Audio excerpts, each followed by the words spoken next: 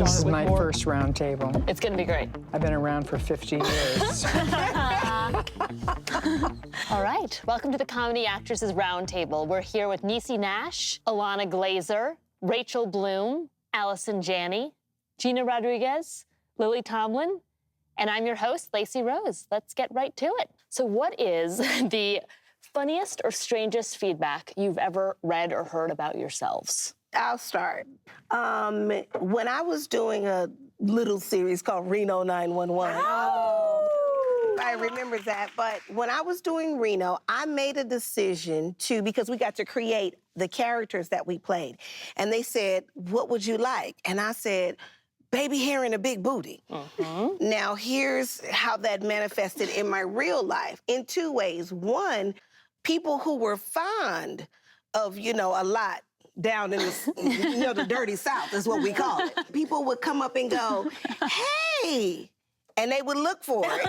And I was like, no, I wore prosthetic bottom, and I also wore a padded bottom when I put on the police uniform. So some people were disappointed. Some people thought I lost weight. Some people were like, hey, wait, what is going on? You look so much smaller in real TV makes you I get that all the time. I get that. But here was the funniest part. I wore the prosthetic butt on the red carpet. And the media, because the reason being it was like we were promoting the movie. Reno 911 Miami. Right. So I said, well, I wore a bathing suit in the movie, so I'll wear my costume. They're like, are you sure? I go, yes. And then social media, some of these outlets just dragged me. They were like, she looks horrible, because they thought it was my real body. And they were like, she should be ashamed of herself for wearing that. And then they later came back and apologized. The main organization that did it came back and said they were sorry when they realized it was prosthetic, but it was a mold of the real thing. I was like, so in the end, it was crazy to be judged in that way. Sure. Also, if it had been your real body, it's still a crazy thing to say. Well, yes. Yeah. That's nuts.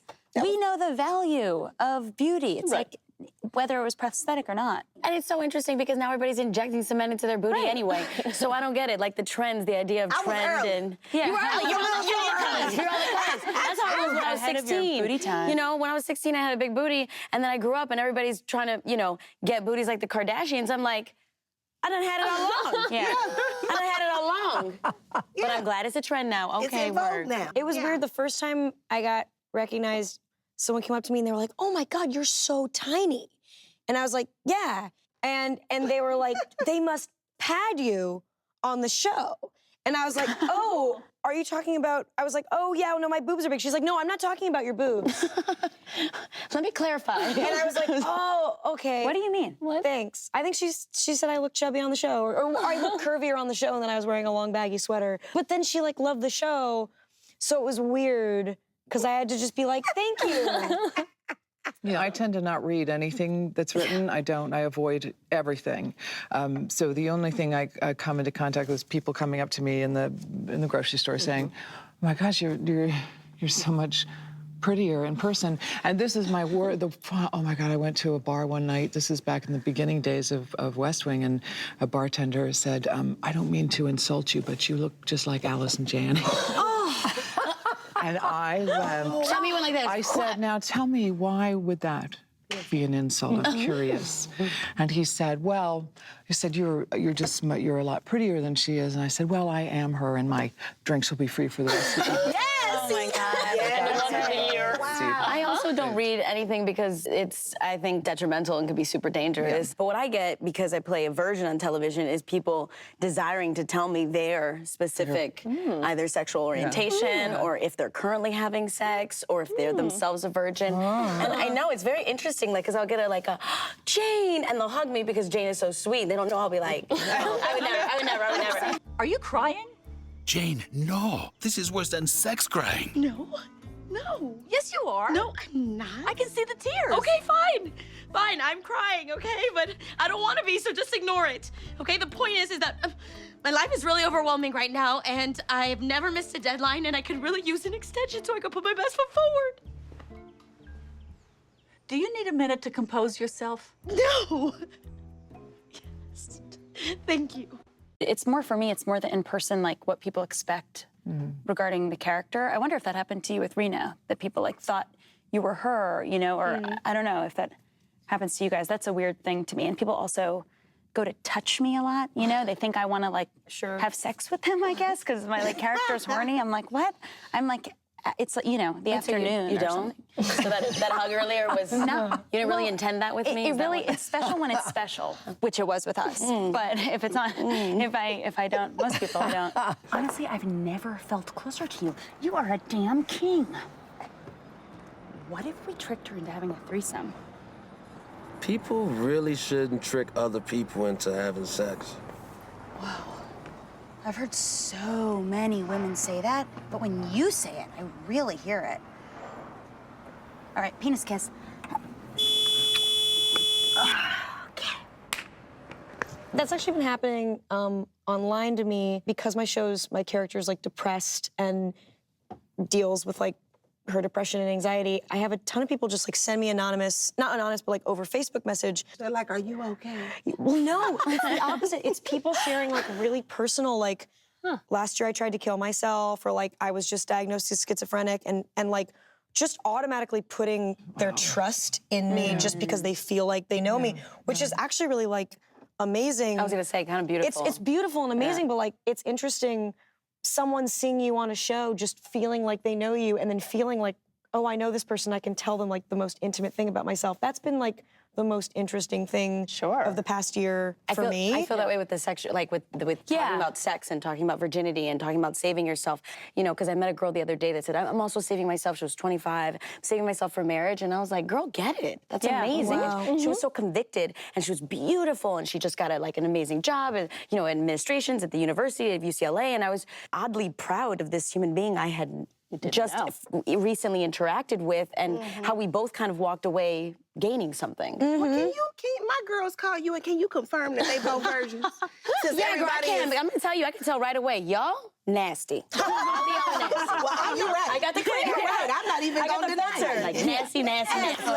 Lily, in your case, have you found that you are sort of confused with characters you play often? Well, I play so many characters that, I mean, characters I've invented for my own material, just broad out there characters like Ernestine, the phone operator. That's very different from somebody I might play who's more realistic, although Ernestine is quite realistic, as big as she is. When people meet you, I'm amazed at your experiences. I don't know if it's a matter of if it's generational.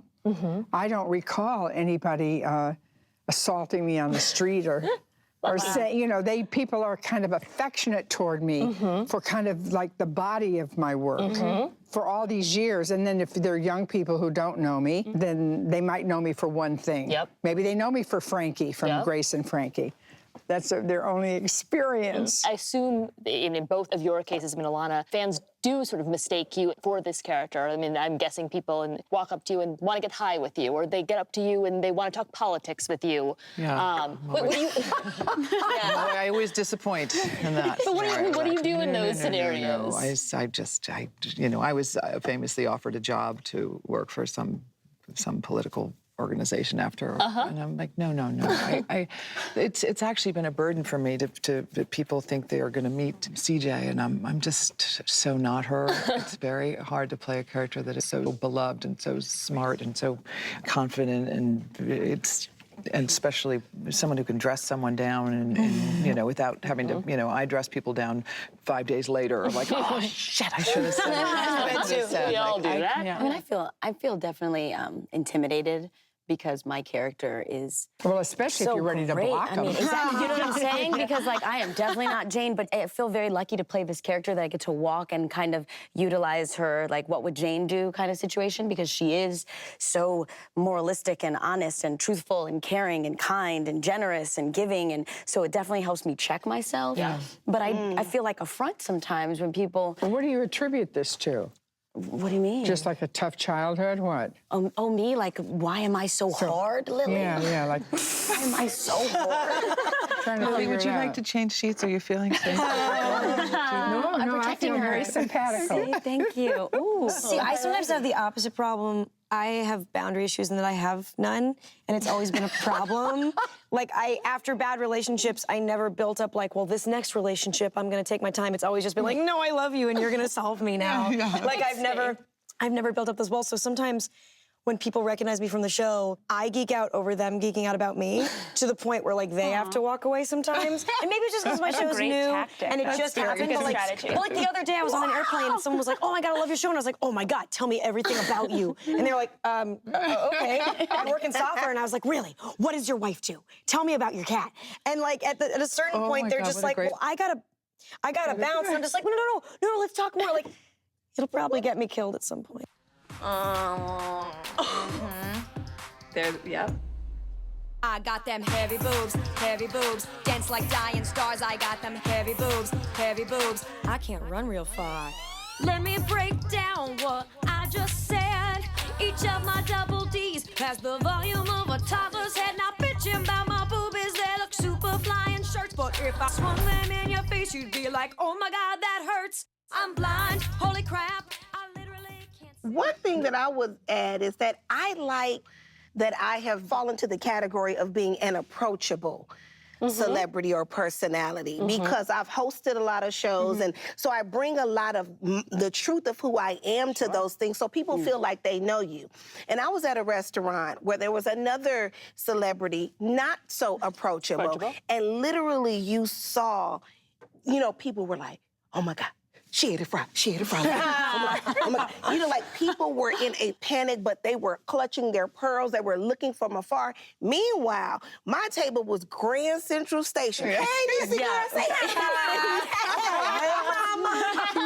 It's just all of that. And I'm like, I'm trying to eat my fries too, y'all. But okay, come on. So I do like that people feel like they know me, and I just like it because I want them to know that I've revealed a part of myself. So Absolutely. Well, I get a lot of those phone requests. Oh, you do? Do you accept them? They want Ernestine to call, they want Ernestine to call their mama. They're not interested in me. Right.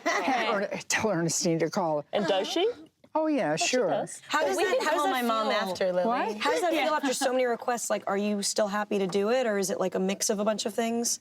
I know that's like the most. No, I don't mind loaded doing it in question. the moment. It's when if they win a prize, like if I put on in some charity, they say do it, say that you'll do an Ernestine. So then I have to take a big sheet of paper and talk to their dogs. And, Fido's not here right now. All right, so growing up, what were the moments for you when you realized there was the light bulb moment of, I'm going to be an actress? Not that I want to be an actress, but this is real. This is going to happen, and I'm going to do this. For me, I was 5 years old.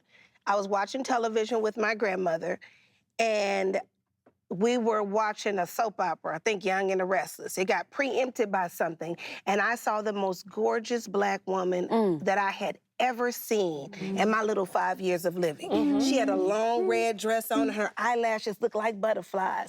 And my eyes crossed, and I said, Grandma, who is that? She said, baby, that's Lola Falana. And in that moment, I felt like God stamped on the canvas of my imagination, destiny. Wow. I said, looked at my grandmother, I said, I want to be Black and fabulous and on TV. And I got goosebumps. That's incredible. It's a true story. And at that point, I refused to answer to my name. Niecy, get in here. Niecy, Lola! And I would go, yes, ma'am. And I knew in that moment that is what I was going to do for the rest of my life. That's so cool. I grew up in Southern California, but my family's my grandpa was an amateur stand-up comic and involved in community theater, and they took me to see Guys and Dolls at the local playhouse, and Adelaide was singing Bushel and a Peck. And she was singing, and then she went, I love you. And she pointed right at me. And I was like, it's on, You're Adelaide. chosen here. It's on, Adelaide. Yes. Dirty Dancing. I was a salsa dancer for many years, starting at a really young age, and I always knew I wanted to be on stage. I really enjoyed it. I did it from the age of 7 to 17, and I saw Dirty Dancing, and I was like, no. I gotta get inside that screen, and I gotta dance with Patrick Swayze, God rest his soul. But I just would always be like, catch me, and nobody caught me. Literally, literally. We're not talking just shove off the bag. No, just shove off the bag. You would just do that, and everyone was just like, "What is this with me?" No, joking. But it was Dirty Dancing that caught me. Oh, I loved it. For me, I loved watching. This is going to totally date me, but the Carol Burnett show and Mary Tyler Moore shows. I watch them endlessly. I mean, not endlessly like the way we can nowadays, but I thought that I would have my own Carol Burnett show one day. That's what I wanted to do. I just thought nobody had more fun than that group of actors. And then my mother was roommates with Eileen Brennan.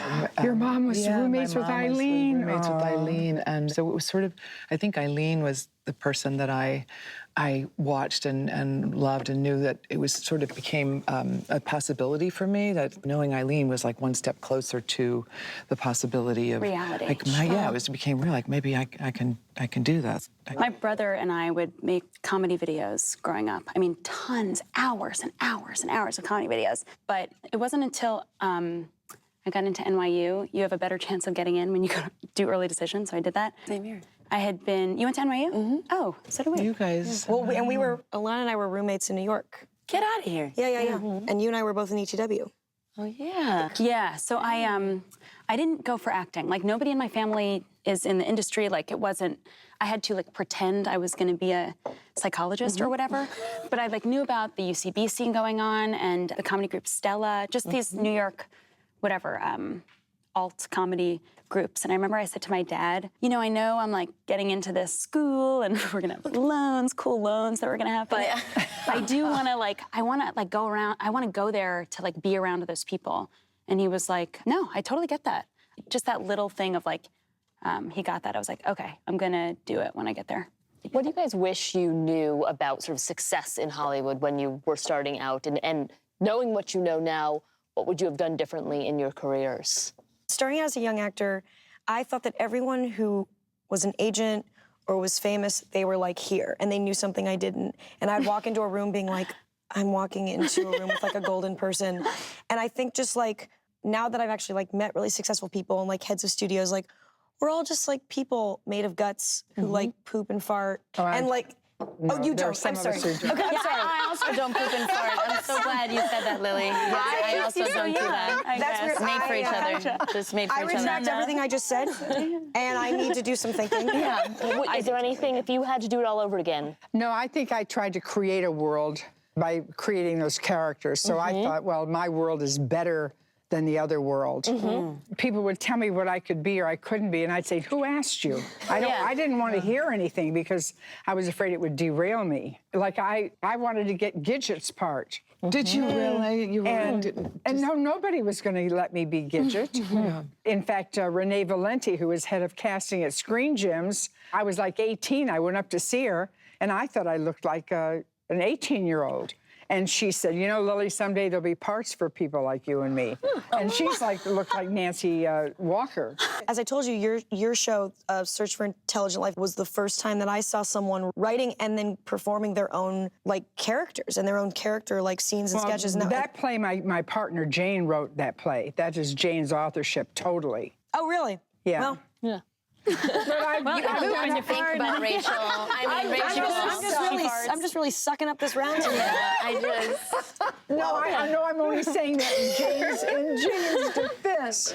I'm intimidated by those of you who, and I think everyone here does. Have you done stand-up before? No, have you done improv? I know you've done improv. Yeah, I'm the only person here who's not done that, and that is like You are funny as shit. No, but that's the stuff to be able to do that and create characters is something that I can't even do it in playing a game, like getting drunk with friends and going, okay, you be the person. I'll be like, I'll just watch and like I'm not. You've done I know I'm good at.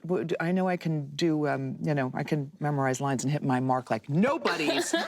Business. And I learned that from Lori Metcalf, She's who's with us on love Getting her. On. Yeah. However, Lori is very different from Alex Borstein. Yeah. If I throw anything at Alex, she can throw it back and we can play. Yeah. But Lori is equally as brilliant, but she's by the book. And so that's what I would say is trust your gift, because we all have different giftings, and whatever that thing is, it's all brought us to this round table.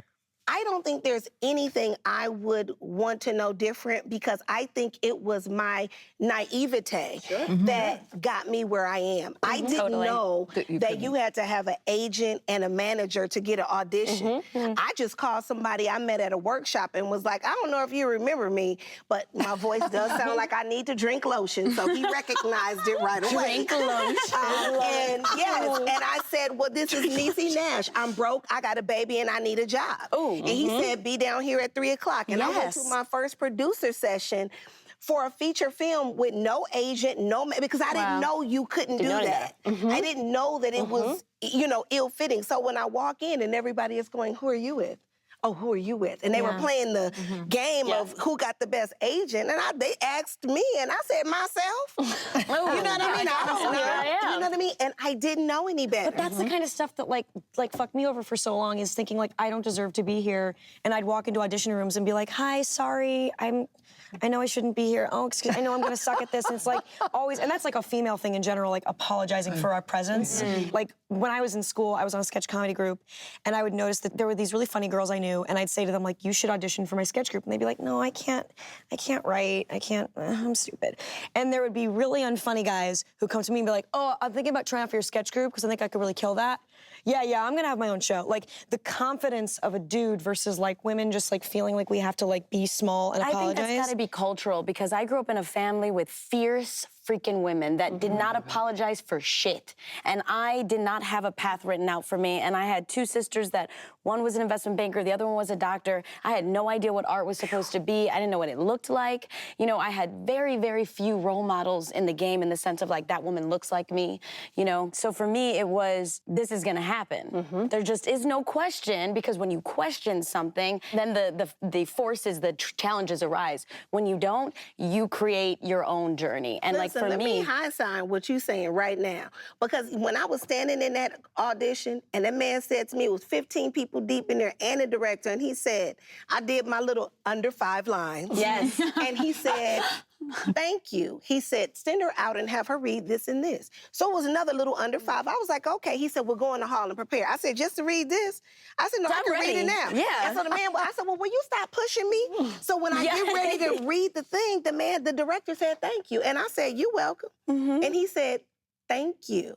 And I said, don't mention it. He said, no, dear, thank you, you may leave. Hand to God. I said, oh, well, did y'all pick me? Yeah. Because I told him I got a baby at home. Did you tell them that I told you I got a baby at home? Like, unbelievable. And literally, they told me I had to leave. And do you know what I said? I said, it's a shame that you would have people come all the way down here and not tell them if you're going to get them a job. I said, but my mama told me everybody got a boss. I'm telling on you. I'm telling on you, and I'm telling on you. And the people, and how these people booked me for this job. You got the job? I did my the gosh. movie called Boys on the Side, and my scene was with Whoopi Goldberg. Drew Barrymore was in it. Boys on the Side? Yes, it was my first job. And they were like, oh my God. But I didn't know any better. And I was like, wait a minute, I need this job. Yes. Shaking my head around and acting all crazy in there. But I do think that when you do have a no matter what disposition and you enter in, I don't even think I feel sorry for people if they don't book me. Not because, just because I feel, it's honest to God truth. I feel like, oh, you don't know. God has blessed me. And I know that I will make this project great. This is my conversation in my head. I get up and I go, okay. Love it. You know what I mean? But if they don't pick me, I feel like, I'm telling you something. I'm going to come in this business and do something. I'm going to make a mark. I'm going to do something with myself. I never feel like sorry.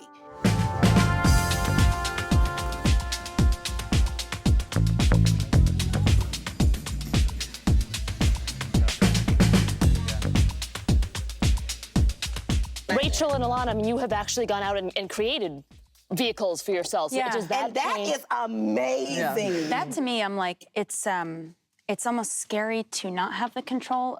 Like, because of Broad City, I've gotten other roles, and man, I'm like so used to bossing people around. I'm like, you can go. And it's like, you can't go. This isn't Broad, if it's not Broad City, I can't tell people to go or, that's good. Or like, I love the control of creating the project, but I also like the challenge of showing up and doing Being a an part of somebody actor else's assignment. puzzle, yeah. And it's like, can I come in and be this vessel? I'm kind of like, I'm interested in that now. They almost feel like two different muscles. Totally. Like, totally. creating my own work and creating my own character was kind of like my haven from when I didn't feel like I was talented enough. And like my first writing job that I had, everyone in the room was like really, really, really good. And like I felt like, oh, I'm by far like the worst writer in here. And I'd go home and I'd been doing music videos, but like I started writing more music videos to be like, okay, I am a good writer. I'm not like imagining things. I am a good writer, just like within the context of all of these people who are like really good. I don't feel like a good writer. So like creating my own work was almost like my way to like affirm that like, okay, I'm not crazy, like I'm in this for a reason. And there's a certain, I don't know, there's a certain safety.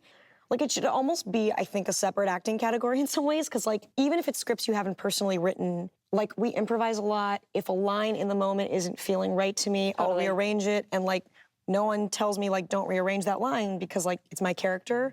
And that's just such a different, I think, muscle from like coming on a set and interpreting someone else's words. So I guess it almost depends like what the set safety. you're on, because like for me, I definitely, Jenny wrote Jane the Virgin, but I created who Jane is. Sure. And with her, she gives us a lot of freedom. She trusts me in my experience with Jane now. So I don't know. I wonder how I guess it's got to be the situation you're in. For Reno, you improv. It was all improv. We created the characters and then we just had a small little log line and then you just go. Wow. And so we never. Log line per scene? And getting on is obviously whatever. very different. That's amazing. type Yeah, of a and role. getting on, yes, it's scripted. And even the character that I play, because I did not get invited to the part of the industry that had this tone for a very long time. It was like, oh no, dear, we know what you do. You do broad. You do very big comedy. We got you. And I'm like, well, can I try that over there? Nice. No. We know what you do. Right. And so getting the invitation to come in and play Nurse Dee Dee has definitely changed the conversation about me, because people are like, we didn't know you did that. Unbelievable. You know what I mean? If I hear Yvette clucking, I told you so one more time in the background, I'm going to reach through this phone and strangle her.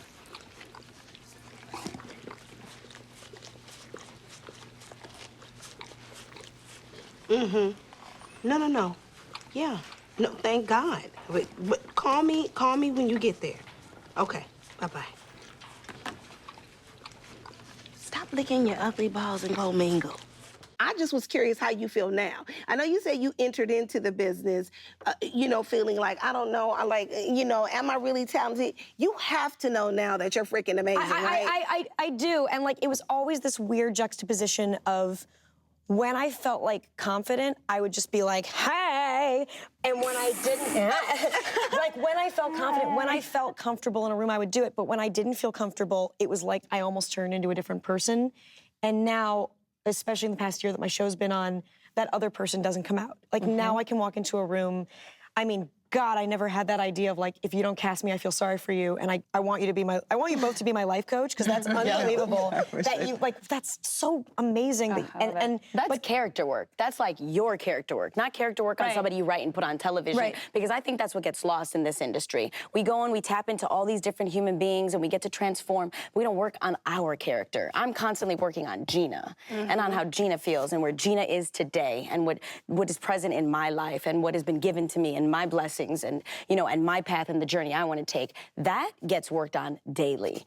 All the characters I play, it is. It's true. It's soul food. We talked about Sunday soul food. It's soul food. Like, what am I going to, like this past week, I've been working on empathy. And in those situations, especially, I think, as an actress or a leading actress on a television show, in those situations where, you are overworked and you are tired and you don't have a lot of free time by yourself, to be able to work on your character, to be in situations where you're like, I don't feel really great right now, versus being like, I need this, and I'm gonna be a fucking diva. And no, it's, I'm sorry I treated you that way. Forgive me for doing this, and can we move forward if you know, we can understand that this is the way now we speak to one another. And then how we can transition that from our own personal characters as a human being to the characters that we get to play on screen. Because I think the stronger I become in who I am, the stronger I become as an actor. Because it's easy to keep the mask on when you go out into the world. I'm at work and I'm playing this character. Now maybe I'm offset and I'm in my feelings, and somebody comes up to me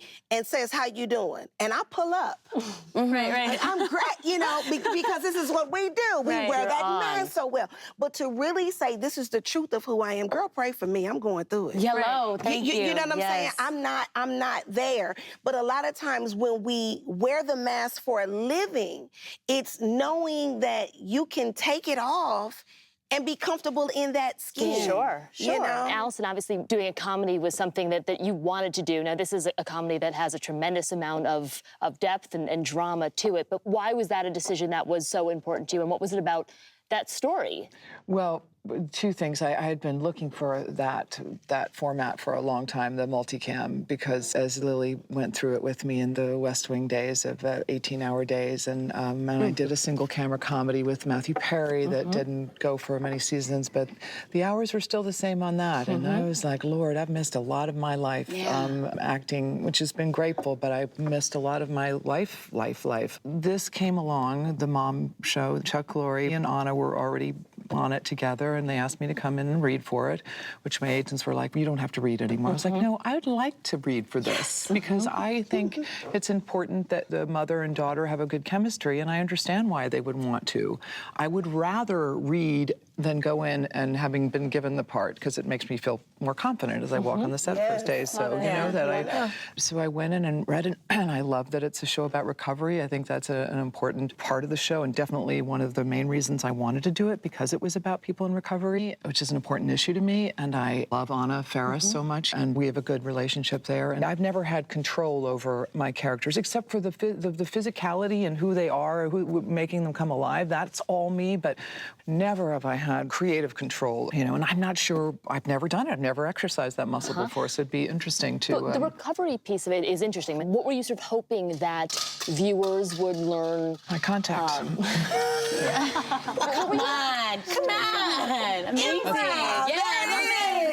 That's it. So what were you hoping that viewers would sort of take away and learn about what addiction and recovery process was, and what did you learn in the process? Well, I never knew we were going to go this deep into the, like, we'd have dealing with issues, you know, cancer and you know, words and stuff. There's a girl who overdoses, or just we deal with a lot of issues that you would not think multicam would deal with. And I'm like, wow, okay, we're going to do this. And I was worried about the styles and how they would mesh, but it's okay. It works well, and I love that it's messy like life is. I love it. I love it. Have you learned about the recovery process through the show? I learned about it way before I got to the show, for a number of different reasons. Dear friends, you know, I've been through a lot of things, so I felt very comfortable walking in the shoes of someone who was in recovery. And I get a lot of people who come up to me on the street who are like, "Thank you for the show. I've been in recovery." So they tell their stories, like, you know, and I feel I'm very proud of that part of it, like I was for West Wing, of what that show did. To be an actress and be a part of a show that puts something people need and people laugh at, it makes me happy. And showing a show like this, that recovery isn't all you know, awful, terrible. It can be hard work, but it also can you can survive it. Hey. Hey. What you doing? What's it look like? I'm cleaning the fridge. At 3 o'clock in the morning? I can't drink. I can't do drugs. Let me organize our milk and cold cuts. You want to take a break and maybe talk about what you're feeling? Really? You want to know how I feel? Death, death, death, death, death, death, death. Happy? Sure. I just have to say about the control thing, like, I think when you are focusing on a role and you're showing up and acting someone else's words and you're focusing on vesselness, I think that's a different kind of control, because, you know, sometimes I feel like with Broad City, a lot of ourselves are in this show, and a lot of this is fly by the seat of your pants, and it's real in that way and authentic in that way. We really are running around New York City. It's like we have like an hour to go on this block. You know, it really is. But then the idea of preparing for a role and like filling your every limb, every finger with this character, it's a different kind of control that I also admire. You know, it's also like, something it's exciting. Something you were saying, it made me realize, like, I think that being on Crazy Ex-Girlfriend has actually taught me the right way to act, because I think that too many times I would go into an audition not actually interpreting the words as I would interpret them and crafting a character, but doing an impression of what I thought they wanted to. Oh, always, yeah, for sure. And because I had the luck, because I created this character, it took that filter off where it's just like, oh, I'm just gonna say shit like I'm myself. And like now, since I've done the show and gone into auditions, that's how I'm doing everything now. And so your idea of like, you don't have to necessarily write a show to create a character. Like, it's just like, yeah, just be yourself and like bring yourself to the table and like treating every role as if I wrote it, even if I didn't write it. And hearing you talk about the way that you approach Jane, I watch you as Jane, and it just, you are Jane. Yeah, and so if there's are you at auditions? I'm busy. I've been putting myself on tape. No, like in the audition room for yours. Girlfriend. Yeah, oh my God, I have learned so much sitting in the audition room. Because what I realized, the one thing I looked for wasn't if someone flubbed a line. It wasn't if people improvised on the lines, awesome. All I cared about was like, do I buy it? And does it seem like this person is actually saying the words? Lily, with Grace and Frankie, is this a show you feel like could have been made, you could have done 20 years ago? And if not, why is this the right time for the show and the right sort of environment for a show like this? I think it's just come together. I don't think I could have done it 20 years ago. Why not? I don't think I would have been old enough. Oh, well, sure. But could a show like this have been made then? And what does it say about the landscape that it is being made now? Oh, goodness. Talk about the history of television. That's what I'm doing. God, I don't think people were ready until the demographic got itself into place. There's a lot of older people, but the show has a huge young audience. Yeah. But the older people were suddenly there, and they were a market to be delivered to. And Jane Fonda and I were just like two likely people to do that. I'd like to appeal these results. Excuse me? I'd like to speak to someone who understands the biased nature of standardized testing, or someone who will consider an essay in lieu of multiple choice. We don't have that person. All right, let me take it again. I can't do that. You flunked 3 times. You need to wait a week to retake it. A week? Oh, look, there's a very angry woman coming this way. Don't pay any attention. Just be cool. Just follow my lead. Hey, girl. What did you like about the role? What drew you to a project like this? Well, I like the money first. Get it, girl. I mean, keep it real, make it money. No, I didn't think about money in the old days. You didn't? No, I'm marveling at your good clarity. You girls have good clarity. When did that change? When did you start thinking about I turned down money? lots of things. I would never do anything for the money. Well, I don't either. I definitely don't either. I feel you on that. Yeah. Like I was nowhere to turn down projects before Jane, and I did because I grew up poor. I mean, money's only good for one thing, and that's spending. Doesn't fill my integrity. So I understand. I feel you on that for sure. Yeah. Okay. All right. I do, Lily. I do. I'll take your word for it. I do. But now money does come into play in a different way? No, well, I mean, you know, when you're getting, the most of your life has been spent, and you have less of that to look forward to, theoretically. Yes, you start thinking about, well, will I have enough money to live it out? Or will I have to cut back on my lifestyle? Lots of, practical things come into play. What are the hours on that one, Lily? Well, we are working long hours because it's a single camera show. I mean, sometimes we have 2 cameras, but that's just a luxury. I won't tell anyone. Have you done the multicam thing? I can't remember. I've done that lots of times, either as a guest or I did Reba's show. That was multicam. Oh, I did Reba too. I was a guest on that. You were? Long time ago. No, it must have been her old show. The one that was just called Reba. Yeah, that's Reba. Yeah. That's her old show. Yeah. Wait, do you want to became something something kind of funny really quickly? Yeah. When we went to pitch Crazy Ex-Girlfriend to Netflix, you were right ahead of us pitching Grace and Frankie, and it was you and Fonda and Marta, and then 30 executives. And so Aline Brush-McKenna and I, my co-creator, were in the lobby, and we were like, why is Lily Tomlin here? Oh my God, we have to pitch in after Lily Tomlin went. And so like we really went into that room being like, look, probably not gonna give a shit about this because you probably bought whatever that other project was. And like, you could tell their eyes were like kind of fogging over.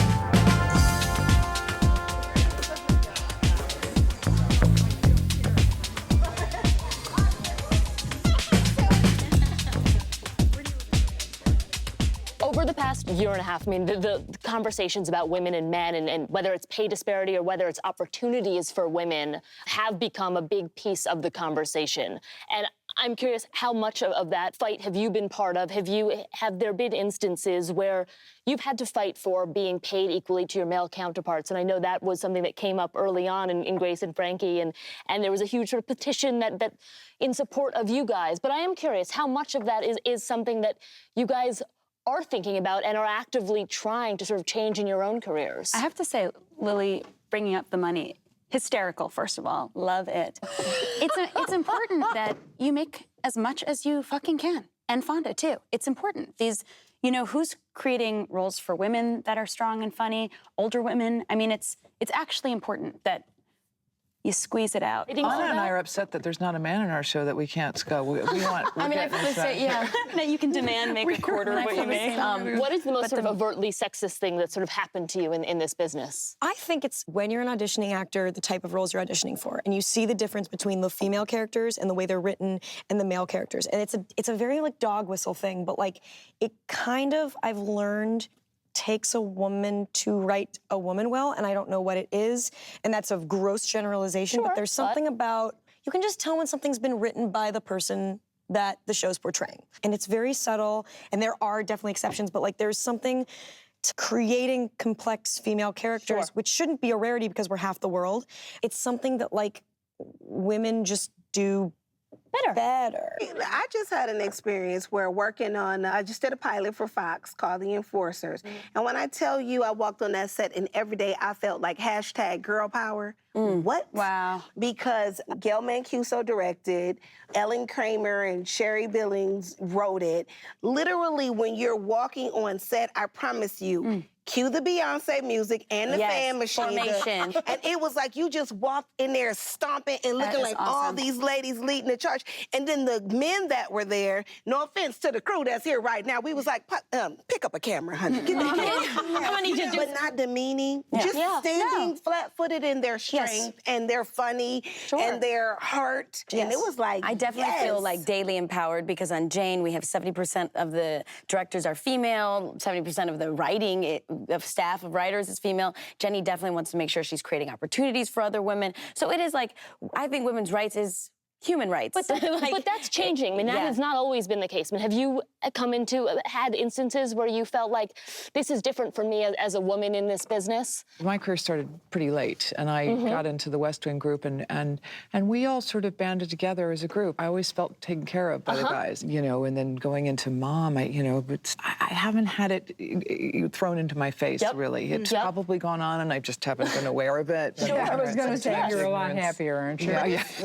Do you feel have you experienced sexism in this business? Oh, my goodness. Yes. Back in the earlier days, there were very few women that have the balls that you girls do. I mean, you're out of sight, really. Yeah, it is. I was on Laugh-In. I was a big hit on Laugh-In. Sure. And that was a show there's 3 networks in the entire industry. Oh, my God. So you're just like, if you're in a top show, you're in a top show. People are, everywhere you go, people are putting napkins on their heads and blowing raspberries. And I mean, it's unbelievable. And so my next step was to get specials, television specials. So I did my first special and I got a huge rating, just huge. And so I said, well, I'll do another show, but I don't want a partner. They said, well, you've got to have somebody that we can talk to. This is how bad it was. Wow. And I went and I talked with every top producer in the variety business, from Norman Lear to Grant Tinker. And so I finally decided Grant Tinker would be the most open. And I was going along doing the show and preparing sketches and stuff. And then I watched something that I wasn't in, and I was going to sit there and watch it and comment on it. And Grant said to me, you go on home, we'll take care of things. Ooh, the pat. Ooh, the pat. Yeah, the pat is so bad. Ooh, I would have been like, really?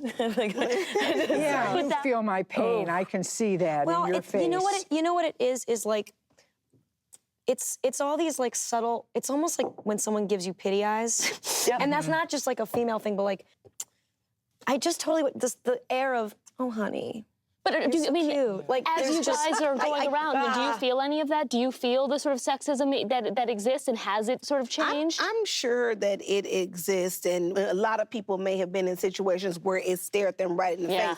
For me personally, I've had so many other things on my plate.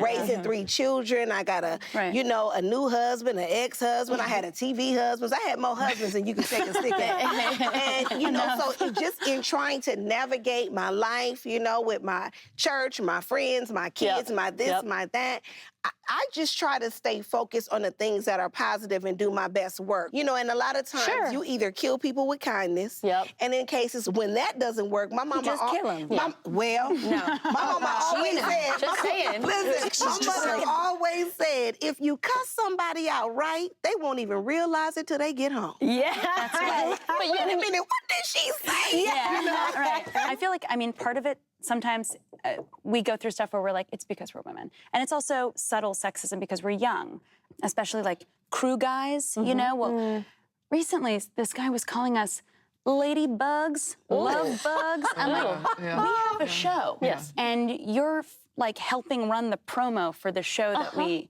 create. But it's also like, I don't need to necessarily sit down and have a talk with this guy. It's like, ha, and then just move on. It's like unbelievable. People are still in that world. But I also, this idea of like, your like formation Super Bowl feeling. I feel that too, where it's like, get information. And I want to carry that as ignorance is bliss. I want to carry that and assume that privilege so that when I'm met with that sexism, I'm like, are you kidding me? I want people to feel like, oh, what world am I living in? I got time for you. Yeah, I got time for you. I don't have time for this. What are you? I'm running a show. Goodbye. Bye. And maybe it's just because I'm biased, but like, it seems like being female, having your own voice, women creating things, diversity, like that's becoming very trendy and in vogue. So I think that like, I've had way more positive experiences than bad, especially like recently. It's just very cool now, like difference. Because old white guys want to be cool. So they're like, girl power. But then they'll be like, love bug. And I'm like, Sure. The girl power guy. Yeah. Wait, can I add something? We lived in Brooklyn together, and when you live in Brooklyn, there's like a lot of catcalling. And like, it's weird, like, I'm wearing like a t-shirt and jeans, and it's like 90 degrees out, and you gave me the best advice for catcalling that I still use, which is to go, suck my dick. Because what it does is the guy is having a mental image of you like naked, and then when you go like suck my dick or like lick my balls, it like rattles them. It like throws them for a loop because they're like, wait, she has balls. What am I picturing now? I just want to say like I still use that, and it's one of the best things you've ever said.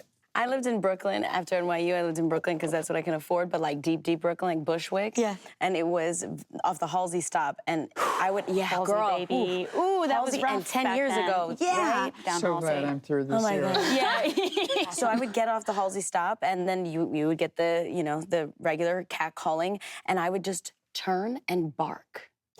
Bark. And they'd be like, this bitch is crazy. No, Yeah. fuck this bitch. That's and I'm like, amazing. Yeah, bye, goodbye, goodbye. What's the worst career advice you've received? I don't know. I've looked back on my life, and I don't remember a lot of it. Yes, Lily. I'm in your camp. I don't remember a lot of mine either. I rarely took advice anyway. I was always a little on the arrogant side. I don't know if I was confident. I lived in another world. I am living in a different world right now. Tell me. Sort of floating above this table. Really? Yeah, looking down on all of you. Am I there with you? How's the best advice? How's my cleavage? The best advice? Oh my God, I don't know that. What's the advice that you'd give these women here? I'd use sunscreen. Well, maybe not you. I'm not sure. No, use sunscreen. No, definitely use You sunscreen. don't need a lot of sunscreen. Minorities are told but a not lot to of use you white sunscreen, girls and then- need some heavy sunscreen. Yeah, I had best really bad advice. advice. I was told when I turned down a project because I couldn't live my life doing something that I wasn't going to be proud of. And I got told, don't be a sacrificial lamb.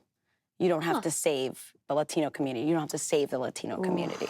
And I thought to myself, okay, so you are literally telling me to take something for money and not for integrity. And then you're also not talking to me because you clearly don't know my heart. I don't feel like a sacrificial lamb, but I definitely live my life as one for the village. Yep, Like, we don't live in this world alone. I got a fun piece of advice. It was so cute. Sanford Meisner, who could barely he was talking out of his voice box. He said, "Don't let anyone tell you you're too tall to act." I love that. Because every time I see you on the red carpet, I'm like, legs for days, Allison, for days. This body's so banging, always. I swear, every time I see this girl in a dress, I just die. That is so true. And I look up at you like, yes. I think you are like so incredibly balanced in such an unusual way. You're kind of like you're tough, but you're sweet and beautiful, and you're very kind, and you're very. Do you know if you're Mensa or not? Are you very, very smart? Oh, that is so funny. Allison, Lily Tomlin asked you if you were Mensa. You have to have you had to use that advice? I mean, is that something that comes up? If you're not, it doesn't matter. And do you remind them who told you otherwise? Well, I think before he even said that, my mother got to me with the ballet and doing, so I learned to be in control of my body and to stand up tall. And that was the most important thing. Yeah. Because, I played 40-year-old women, and when I was 12, I just played older women in all the school plays. My first play was I played Noah Claypool, the Undertaker's son, in Oliver. That was my first play. I played all different kinds of characters before I really came into. Oh my God, one of my fake nails is caught in my hair. Oh no! Okay, rip it out. Oh, my bad. I'm like, just rip it.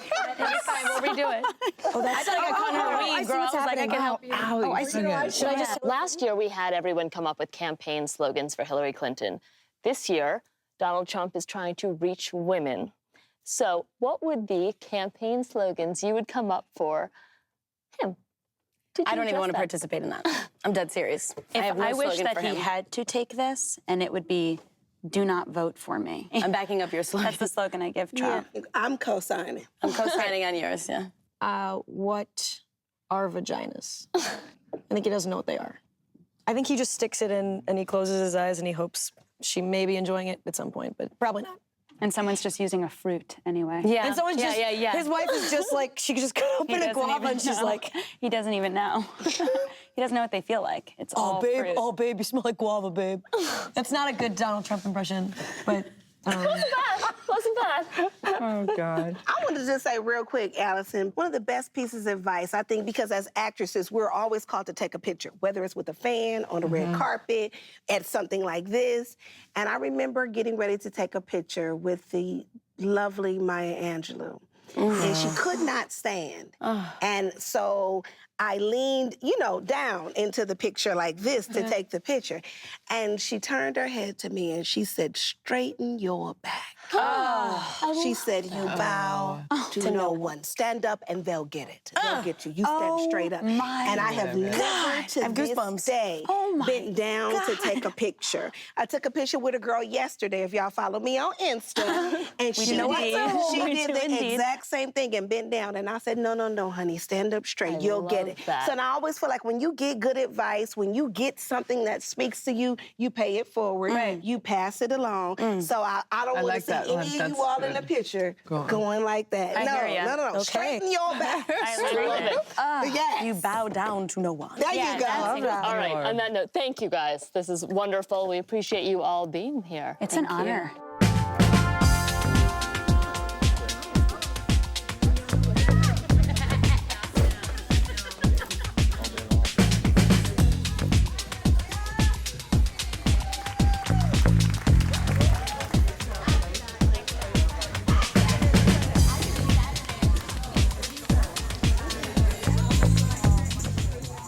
Thanks for watching, and be sure to subscribe for more videos from The Hollywood Reporter. Crew guys, recently this guy was calling us ladybugs, love bugs. I'm like, we have a show. Yes.